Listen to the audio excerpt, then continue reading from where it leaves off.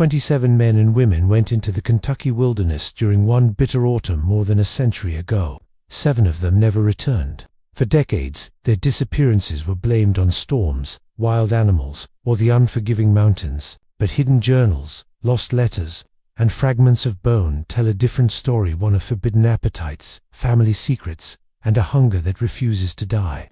This is not just a tale of 2 reclusive brothers. It is the story of what happens when the past is buried, but not forgotten. Tonight, we descend into the hollow, where the Blackwood name still lingers like smoke on the wind. And once you hear what was uncovered, you'll never look at these woods the same way again. In the heart of Kentucky's dark history lies a case so unsettling it still whispers through the valleys of Harlan County. Picture this. The year was 1907. Autumn had descended with an unusual silence, and the rugged shadows of Pine Mountain stretched long across the Cumberland River. Several hunting cabins dotted the wilderness, but what should have been an ordinary season of hunting turned into a mystery that would haunt generations. Between September and December, 7 men vanished without a trace.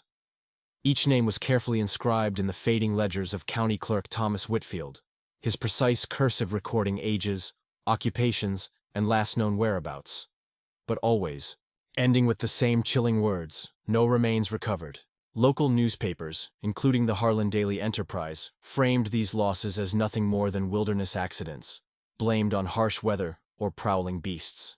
Yet buried within those reports was a casual acceptance of the Appalachian dangers, as though the land itself demanded a blood tithe every season. Half a century later, in 1962, the truth began to stir again.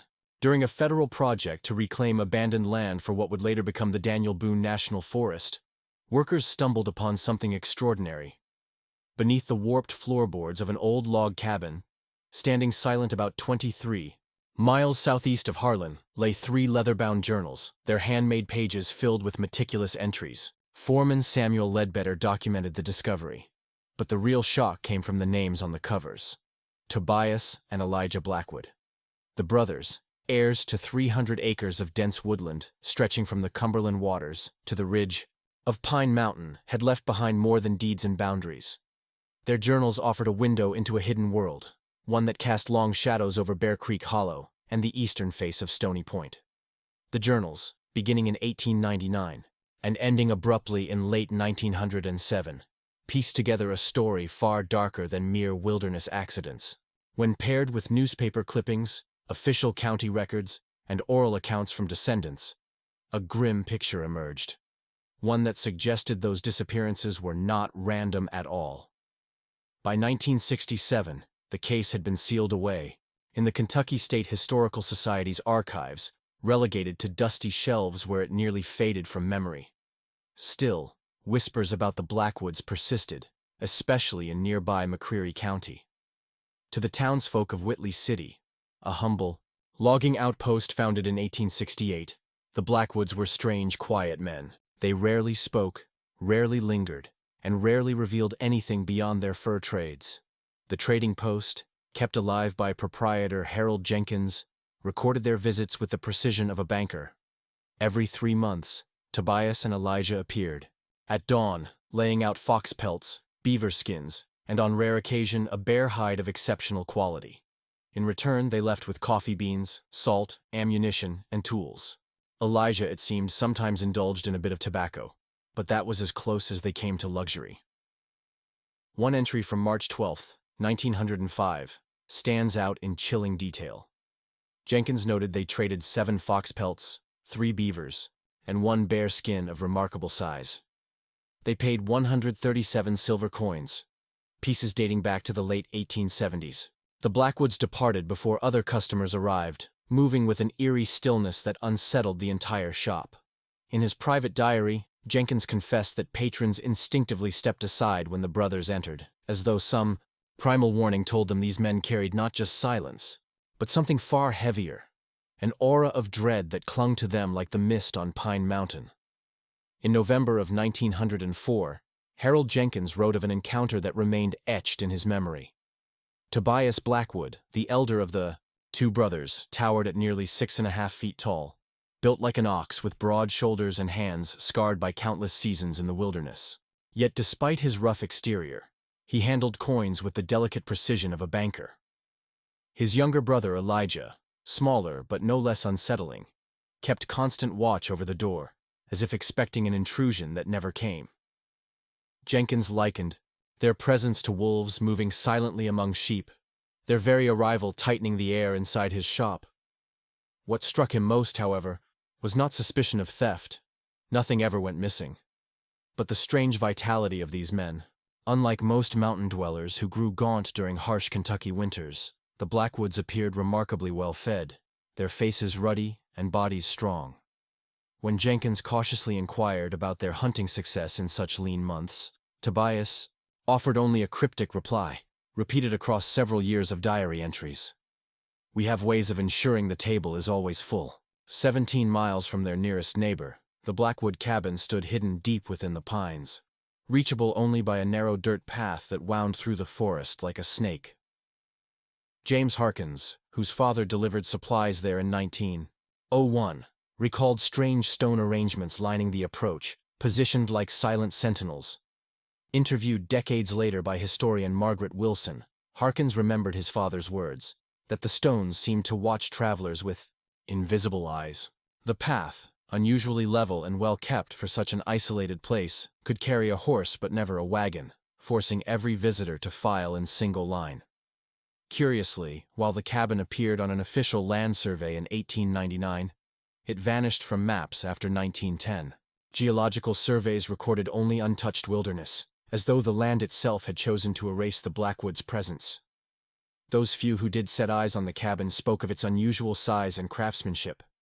Hewn from oak logs fitted with uncanny precision, it sat on a stone foundation that plunged 10 feet into the earth, concealing a full underground level accessible by a trapdoor. In 1906, hunting guide Luther Collins claimed to have visited the home, later giving a statement to the sheriff in 1908, when the disappearances finally drew scrutiny. He described a central room anchored by a massive fireplace, 2 smaller sleeping quarters, and a kitchen outfitted with an unexpected brick oven.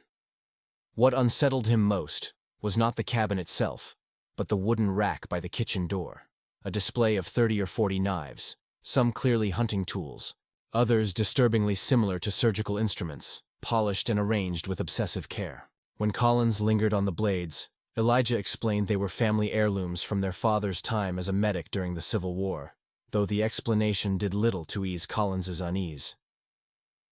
Up until 1907, the brothers lived quietly on the fringes of society, drawing little attention from the law. Their taxes were handled without fail each year through Jonathan Pierce, a Whitley city lawyer who acted as their representative. His notes, discovered decades later, were sparse yet telling. Pierce met the brothers only twice, once to settle their father's estate, which had granted them the land through post-war redistribution, and again in 1902 to draft a peculiar contract ensuring that if one Blackwood died, the property would pass entirely to the other. No outside claims, no disputes, only the survivor's complete possession. Such arrangements were unusual for the time, and in hindsight, cast an even darker shadow over a family already cloaked in mystery. Attorney Jonathan Pierce had always found the Blackwoods' requests peculiar, but in the early years of the 20th century, he did not press for answers. He noted in his ledgers that neither brother had heirs, yet they insisted their property should pass solely between them, a pact sealed in legal ink. Digging deeper decades later, researchers unearthed military records identifying their father as Sergeant Ezekiel Blackwood of the 13th Kentucky Volunteer Infantry, Company C. During the Civil War, he had served in field hospitals, his steady hands trained in amputations and crude battlefield medicine. Pierce's private correspondence suggested that Ezekiel returned from war with a mysterious affliction.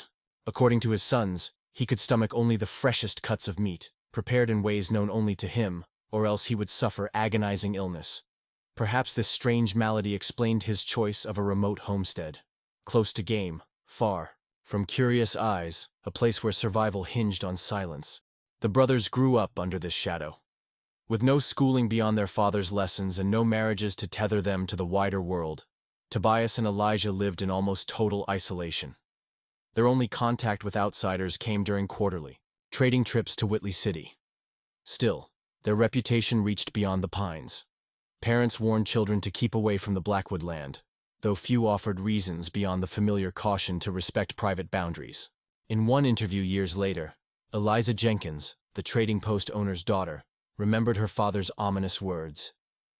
"Those who wander onto Blackwood land tend not to wander back off it." It was a warning wrapped in simplicity, yet heavy with implication. What ignited the dark events of 1907 is still debated. Some historians point to the weather. Records from the Louisville Meteorological Station confirm that September was unusually brutal, averaging 12 degrees below normal, with a killing frost striking crops by the 10th. Game grew scarce, and desperate hunters pressed deeper into the mountains. Others argue the true catalyst was political. That same summer, a new county ordinance stripped away private property protections during hunting season, allowing licensed hunters to cross boundaries in pursuit of game. Wealthy landowners could no longer claim exclusive rights, and the Blackwood brothers, recluses though they were, appeared at a county meeting to protest. Their objections fell on deaf ears, recorded only as anonymous dissent from the Pine Mountain district. One way or another, the law and the cold forced strangers into their wilderness, and that intrusion would prove deadly. The first disappearance came swiftly. On September 17th, William Thornton, a 43-year-old bank clerk from Lexington, embarked on his annual hunting trip with 3 companions, a tradition spanning 5 years. They pitched camp along the Cumberland River, 7 miles from the Blackwood property, and on the second morning, Thornton set out alone. Edward Rollins, one of his companions, later recalled how spirited he had been that day. Proud of the buck he'd taken and eager to set traps along the eastern ridge of Pine Mountain. He carried his Winchester rifle, a knife, and a small pack of food and water, leaving camp at 8:30. When sundown came without his return, his companions grew uneasy. They searched the woods under a cold September moon, and the sheriff's report filed 3 days later described what they found. Thornton's rifle leaning against a tree, his canteen half full on the ground, and a blood-stained handkerchief left behind like a grim marker. The man himself had vanished into the silence of Pine Mountain, the first of 7 whose names would echo through history. The official report on William Thornton's disappearance left investigators with more questions than answers. His Winchester rifle was not discarded in panic, but carefully leaned against a tree, as though he had stepped away by choice. When a storm swept through the mountains that evening, any faint trail he might have left was erased.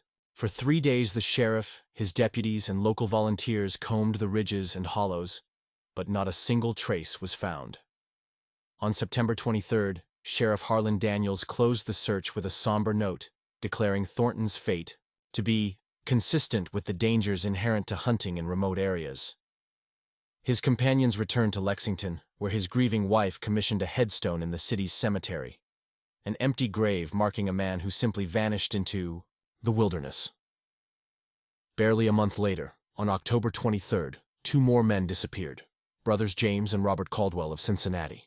At 28 and 31, they were seasoned hunters who had traveled south in search of white-tailed deer. Staying at a boarding house run by the widowed Mrs. Edith Simmons, the men spoke of promising signs near a creek where the mountains grew steep, a description that eerily placed them near the Blackwood property. They rode out with rifles and provisions, but when their horses returned 2 days later without riders, saddles still intact, concern spread quickly. The stable hand Joseph Miller swore the animals were restless, as though unsettled by what they had seen or smelled.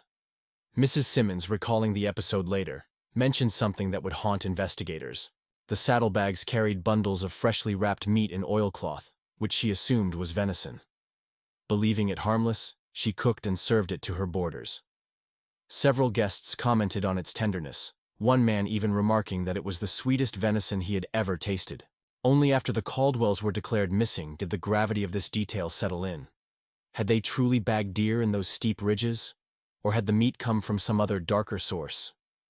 Mrs. Simmons could not recall whether she told another guest, Mr. Douglas of Virginia, where the brothers had hunted, but she remembered his eager curiosity. Sheriff Daniels launched a 5-day search south of Cumberland, combing the forests near the Tennessee border. The only sign recovered was a single spent rifle cartridge, its origin uncertain. On November 2nd, the Cincinnati Enquirer reported the brothers missing, another presumed loss to the hazards of Kentucky's wilderness. Their parents traveled to Harlan County in despair, but returned home without their sons. Worse still, Robert's wife was expecting their first child. That child, born in February of 1908, would grow up without ever knowing the father swallowed by Pine Mountain. A letter from Rebecca Caldwell, preserved in the case files, pleads desperately with Sheriff Daniels for any shred of truth. But if a reply was ever sent, it is lost to history.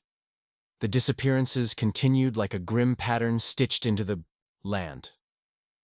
In early November, the next to vanish was Frederick Schmidt, a 39-year-old German immigrant and Louisville butcher. He arrived in Harlan County alone on November 3rd, and by the 5th he had signed out of the railroad hotel with plans to hunt for several days. He never checked back in. No alarm was raised until November 15th, when he failed to return to his job in Louisville, a delay that allowed whatever traces he left behind to be swallowed by the woods. By the time Sheriff Daniels learned of Frederick Schmidt's disappearance, nearly 2 weeks had already slipped away. His employer in Louisville, alarmed by the butcher's uncharacteristic absence, had contacted authorities, but winter had already tightened its grip on the mountains. Snow and freezing winds made any meaningful search impossible. Schmidt's gear, including a prized German rifle engraved with his name, was never recovered. It was as if both man and weapon had been swallowed whole by the wilderness. Then came late November, and with it, the 4th and 5th vanishings, 2 local men whose names carried weight in Harlan County. Thomas Howard, a coal miner hardened by years underground, and his brother-in-law Peter Jenkins, a carpenter whose craft could be seen in homes around Cumberland, set out on November 26th for a short hunting trip in the high country. Their wives, sisters bound now by shared grief, recalled how the men had spoken of heading into the steep ridges where game might still be found. When they failed to return, neighbors and fellow miners quickly rallied. But even familiarity, with every bend and hollow of the mountain, could not help them. The men's campsite was discovered abandoned, a campfire snuffed out, cooking pans left behind, and a half-dressed rabbit spoiling on the ground. Their rifles were missing, suggesting they had left with weapons in hand, but no trace of them ever returned. December brought no reprieve. On the 12th, Reverend Isaiah Thornfield of Tennessee, a traveling preacher known for fiery sermons beneath makeshift tents, decided that even the most remote homesteads deserved his message. His young assistant, Timothy Greer, later told authorities that the Reverend had spoken of reclusive families hidden in the mountains, souls starved of spiritual guidance. Thornfield rode out on horseback with little more than his Bible and a small satchel. 3 days later, his horse returned riderless, the Bible still tucked neatly in the saddlebags, but all else gone. The preacher's determination to bring light into dark corners of the wilderness had led him into silence, another name swallowed by Pine Mountain. But the most haunting loss came just before Christmas.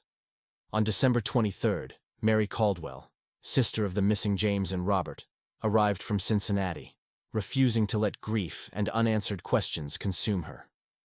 Against warnings of the brutal weather, she hired a local guide, Jeremiah Stone, to lead her toward the ridges where her brothers had last hunted. Stone's account would later read like a tragedy in slow motion. As they approached the lower slopes of Pine Mountain, Mary insisted on venturing ahead alone, determined to climb to a ridge she believed offered a vantage point. Stone hesitated, but allowed it, waiting with the horses. 30 minutes passed, then unease grew heavy in his chest. When he followed her path, she was gone.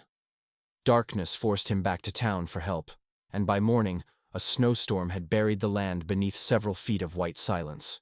Mary Caldwell was never seen again. 7 disappearances within a single season. Hunters, locals, a preacher, and a grieving sister. All lost within the same haunted stretch of Kentucky wilderness. By any measure, it was an unprecedented pattern, yet no sweeping investigation followed. The reasons were many. The victims hailed from different places, their vanishings scattered across months, easy to dismiss as isolated accidents. Sheriff Daniels was stretched thin, entangled in coal miners' strikes and labor unrest that consumed his limited manpower. Piece by piece, what might have been recognized as a chilling chain of events was instead filed away as misfortune. And so, the Blackwood country kept its secrets, hidden beneath snow, silence, and the shadows of Pine Mountain. As winter closed over Harlan County, The disappearances of 1907 were slowly buried beneath snow and silence. The Harlan Daily Enterprise published an editorial on January 8, 1908, acknowledging the troubling number of missing persons but placing blame not on malice, only on the harsh season and inexperienced hunters who underestimated the mountain's cruelty. The paper called for tighter restrictions on out-of-state hunting licenses, but never once suggested foul play. In time, the vanishings faded into local lore, half-remembered tragedies spoken of in cautious tones. The Blackwood property itself seemed to fall into shadow. The brothers, last seen in December of 1907, never returned to Whitley City's trading post. By 1932, with taxes left unpaid for years, the county reclaimed the land. Records show that Elijah was last sighted on December 26, making a strange winter journey into town. Harold Jenkins, who had watched the Blackwoods for decades, described Elijah that day as haggard and distracted, his clothes stained, his demeanor unsettled. The man traded an unusually large haul of meat and pelts, purchasing preserved food, ammunition, a new knife, and a heavy winter coat. When Jenkins asked after Tobias, Elijah muttered only, "My brother remains at home, tending to private matters." Then, in a final unsettling detail, Elijah rode west rather than north toward the family homestead. That was the last confirmed sighting of either Blackwood. By the time the land was incorporated into what would become Daniel Boone National Forest, the cabin had already been reduced to ruin. County deeds from April 15, 1932, described the property as abandoned, with no standing structures of value. For decades, no one gave the isolated parcel a second thought. Then, in 1962, the Forest Service selected the ridge for a new fire observation tower. During excavation, workers unearthed remnants of a burned cabin. Project Supervisor Samuel Ledbetter's report noted a foundation extending 10 feet below the surface, with signs of multiple underground rooms, an anomaly in both scale and construction. For frontier homesteads, amid the charred timbers, a metal box was recovered. Inside lay 3 fire-blackened leather-bound journals, fragile but legible. Initially catalogued as historical curiosities, they were transferred in 1964 to the State Historical Archives in Frankfurt. There, anthropologist Dr. Eliza Montgomery of the University of Kentucky examined them as part of her study on Appalachian isolation.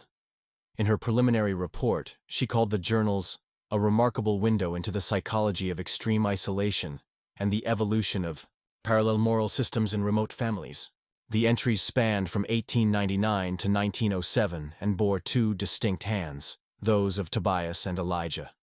Early years reflected routine survival, trapping yields, weather notes, repairs to the homestead, and surprisingly thoughtful meditations on nature and solitude. Yet beginning in March of 1907, something in the tone shifted. Particularly in Tobias's writing, an undercurrent of hostility and paranoia grew stronger. On March 23 he scrawled, "Found boot prints along the eastern creek bed. Strangers walking our land without permission or acknowledgement. Father would not have tolerated such trespass." The journals revealed a descent into darkness that was as gradual as it was horrifying. Tobias's entries, once filled with weather notes and hunting details, grew charged with paranoia as the summer of 1907 turned to fall.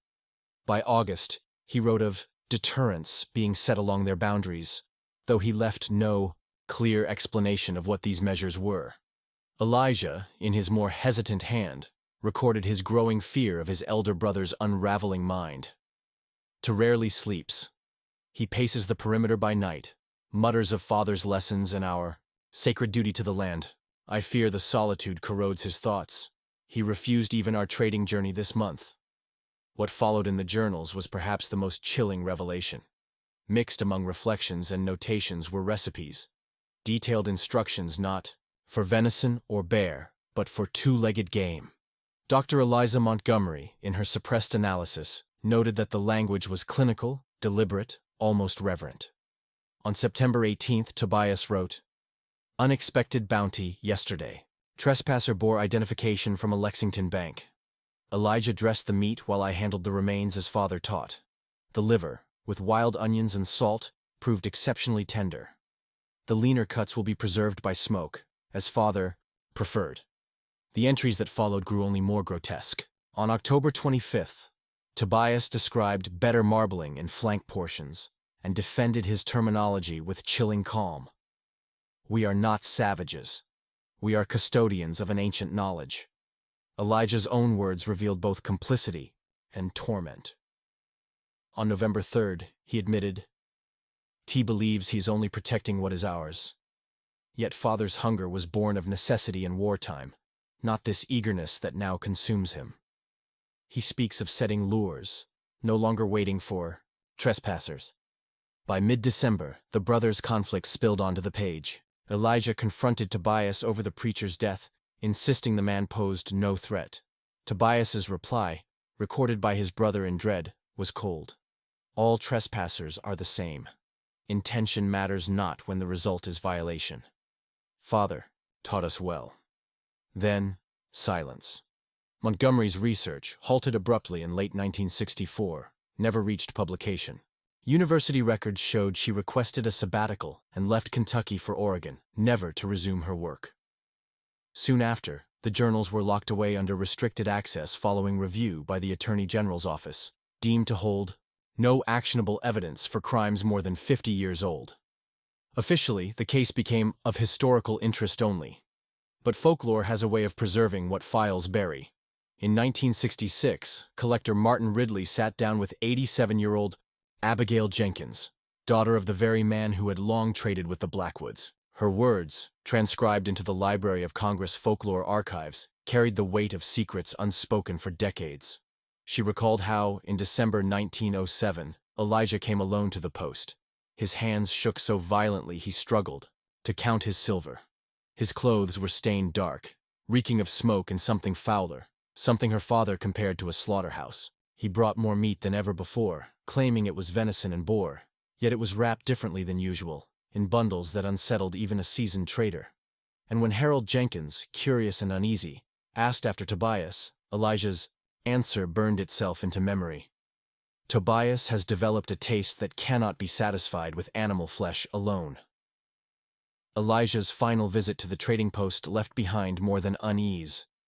It left behind warnings and whispers that echoed for decades. Abigail Jenkins recalled how her father noticed something strange. Elijah no longer paid with the silver coins the brothers always carried, but instead with several heavy gold pieces. When asked about it, Elijah muttered that the coins had been found in a trespasser's pockets. Before leaving, he offered a chilling remark that burned itself into Jenkins's memory. "If Tobias comes looking, you never saw me. For your own safety, remember that." It was the last time Elijah Blackwood was ever seen. Not long after, items belonging to the missing hunters began surfacing far from Harlan County.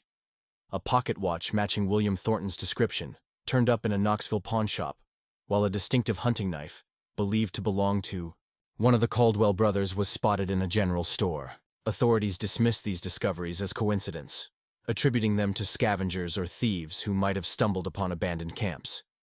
Yet for locals, the shadow of suspicion never lifted. Abigail shared one final damning recollection. Her father had tasted the meat Elijah brought on that last visit, and within hours he was violently ill. He told her it felt as though his very body was rejecting something unnatural. For nearly a week he could not hold down food. On his deathbed, years later, he confessed to her what he had long feared, but dared not say aloud. "Abigail, I know the taste of every animal these mountains give us. That day, I tasted something else. May God forgive me, but I believe I ate human flesh." When Ridley pressed her on whether her father had ever reported this to authorities, she shook her head. Who would believe such a claim, especially when years had passed and the Blackwoods had vanished into silence? Physical traces of what occurred in 1907 are scarce, yet not entirely gone.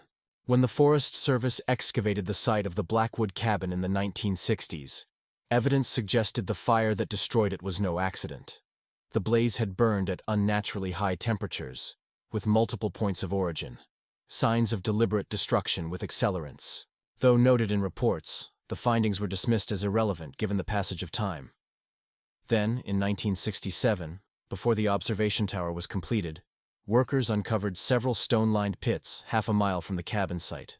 Each was roughly 6 feet deep and 8 feet across, lined with fitted stone walls and covered by collapsed wooden lids. Initially described as root cellars or storage chambers, the pits held something far more disturbing: bone fragments scattered among the stones. The Forest Service brought in Dr. Walter Richardson, a forensic anthropologist, who examined them briefly. His official conclusion, recorded in neat government language, was that the bones belonged to deer or wild boar, showing cut marks consistent with common Appalachian butchering practices. His recommendation: resume construction, fill the pits, and forget. But the truth has a way of slipping through. Years later, investigative journalist Thomas Carter obtained Richardson's private field notes through a Freedom of Information Act request. Buried within those pages was an observation the official report had erased. Several of the larger bone fragments bore cutting patterns inconsistent with standard game processing. They were marks that did not belong to deer or boar at all. The fragments of bone unearthed near the ruins of the Blackwood Cabin told a story science hesitated to confirm. Though officially classified as animal remains, Dr. Richardson's private notes suggested something more sinister. Certain cuts displayed a precision that betrayed knowledge of anatomy far beyond what an ordinary trapper or hunter would possess. Without complete specimens, certainty was elusive, yet the possibility that human remains lay buried beneath those stones could not be ruled out. Soon after, the fire tower erected on the site carried its own curse. Standing for only 7 years, before being dismantled, official reports cited structural faults and equipment failures.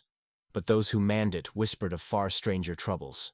Rangers requested transfers, unnerved by phantom sounds in the night and an ever-present odor of roasting meat drifting across the mountain air where no campfires burned. One ranger, David Coleman, described being awakened at 2:15 in the morning by the unmistakable sound of footsteps circling the tower. For 20 minutes the noises persisted, though no figures could be seen. At dawn, he found prints stamped in the earth around the structure, but none leading in or out. His request for reassignment was granted immediately, and his report was filed away, unanswered. Yet perhaps the most damning evidence of what truly happened surfaced not through government files but by chance. In 1968, a Civil War relic collector in Knoxville stumbled upon a trunk of papers at an estate sale. Inside was a water-stained letter, dated January 3, 1908, penned in a trembling hand by none other than Elijah Blackwood. Brought to Dr. Eliza Montgomery, who by then had distanced herself from her abandoned research, the letter was authenticated as genuine. Its words unfolded like a confession, a last testament Elijah may never have sent. "Dearest cousin," it began, "though we have never met, I write as your last remaining blood. What I confess may never reach your eyes, but I must put truth to paper before I lose my mind." In fading ink, Elijah revealed the secret passed down from their father, Ezekiel Blackwood, a Civil War medic turned predator. Ezekiel, he claimed, had survived the brutal winter of 1865 by consuming the flesh of fallen soldiers, discovering in it what he called ultimate sustenance. He taught his sons that such flesh, taken from men of clean living, not only nourished the body, but strengthened the spirit and lengthened life itself. He showed them how to select victims, how to prepare the meat to preserve its essence, and how to erase the evidence so nature herself would hide their crimes. After Ezekiel's death in 1899, the brothers abstained for a time, living as ordinary hunters. But in the savage winter of 1901, when a fevered trapper staggered to their cabin door, Tobias slipped back into the old ways. Elijah claimed it was justified as self-defense, yet he saw in his brother's eyes the same hunger that had consumed their father. What began as a dark compromise, that they would only prey on trespassers who threatened their land, spiraled into something much worse when the county ordinance of 1907 drove more outsiders into their territory. Elijah wrote with dread of how Tobias changed, how the hunger hollowed him into something more than man, less than beast. "He no longer waits for chance," Elijah confessed. "He sets traps not for deer, but for men. He studies their camps, as Father taught us to study the herds, choosing his quarry with precision." It was not protection any longer. It was the hunt. What began as reluctant survival had by Christmas of 1907 become something far darker. In his letter, Elijah confessed the moment that shattered whatever loyalty remained. On Christmas Eve, he found Tobias bent over a pot, stirring a stew made not from deer or rabbit, but from the flesh of a young woman searching for her missing husband.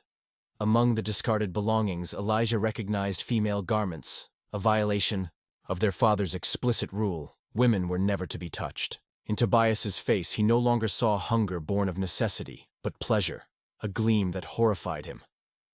"The brother I had known was gone," Elijah wrote. "What remained was something that only wore his face."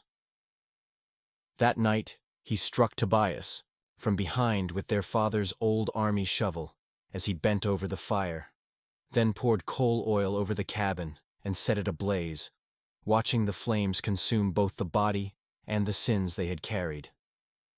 Yet even in the act of destruction, Elijah admitted weakness. He could not bring himself to die with his brother in the fire. Instead, he fled west, hoping to lose himself in a land where the name Blackwood meant nothing. But his final words carried no hope. "The craving Father planted in us never leaves. In dreams I taste it still and wake famished for what deer and rabbit cannot satisfy. If there is a God, may he forgive what we have done. I know I never shall." The letter vanished soon after, lost when the collector who discovered it died.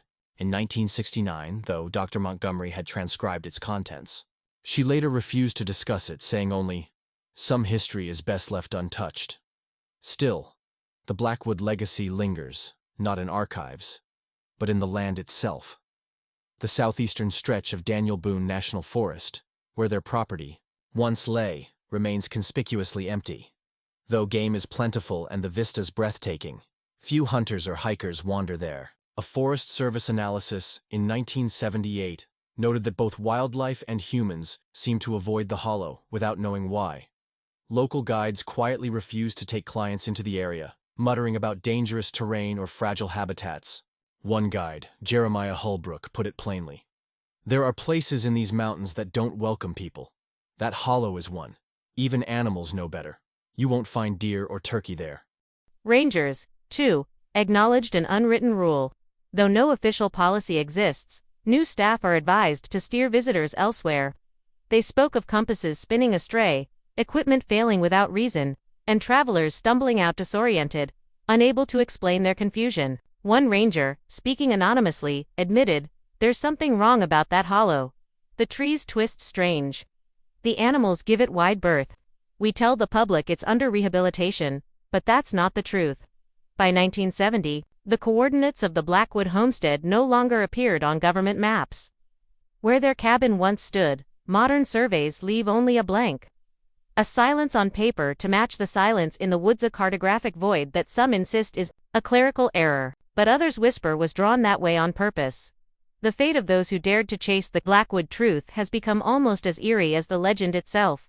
Dr. Eliza Montgomery, once a rising academic star, abandoned her research entirely after reviewing the journals, retreating to a quiet teaching post in Oregon where she never spoke of the case again. Journalist Thomas Carter, who pried loose hidden documents with a Freedom of Information Act request in 1978, published only one regional article before abruptly abandoning the subject.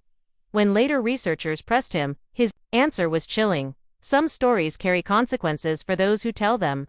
Martin Ridley, the folklorist who interviewed Abigail Jenkins, died suddenly of a heart attack, weeks after submitting his recordings, though he had no prior health issues. Even Dr. Chet Richardson, the anthropologist who briefly examined the bone fragments, left Kentucky soon after, never again publishing in his field.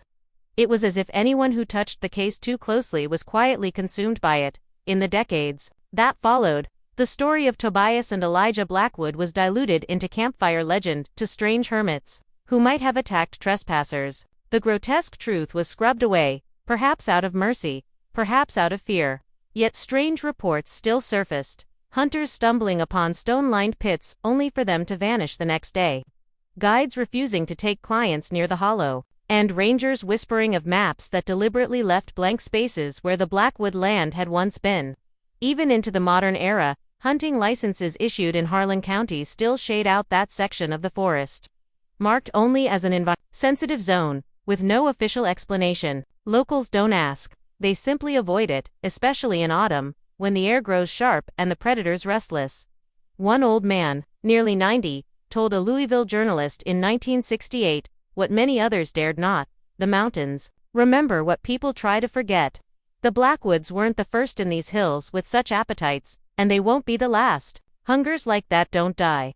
They sink into the soil, seep into the streams, and wait for someone new to feed them.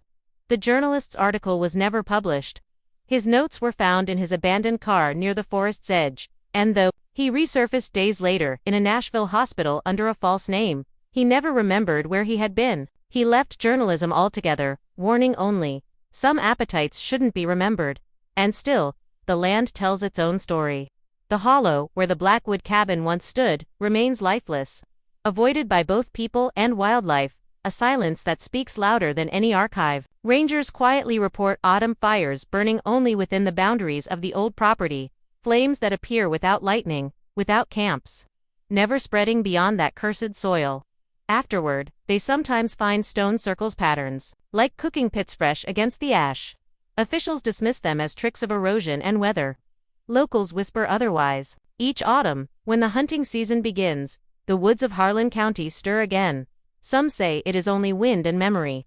Others believe it is hunger and appetite born more than a century ago that still burns eternal beneath the twisted trees of Pine Mountain. The official files are sealed. The cabin is gone. The brothers themselves are long dead. Yet the hollow where their home once stood remains silent, empty, avoided by man and beast alike. Some say the hunger that drove Tobias and Elijah Blackwood to madness still lingers there, rising with the autumn winds when strangers enter the mountains. Perhaps it is just folklore, or perhaps the land itself remembers. Either way, the warning remains: not all stories are meant to be told, and not all hungers are meant to be fed. If you found this tale chilling, don't forget to subscribe. We uncover forgotten truths and haunted histories every week. Until next time, stay curious, but be careful where your curiosity leads you.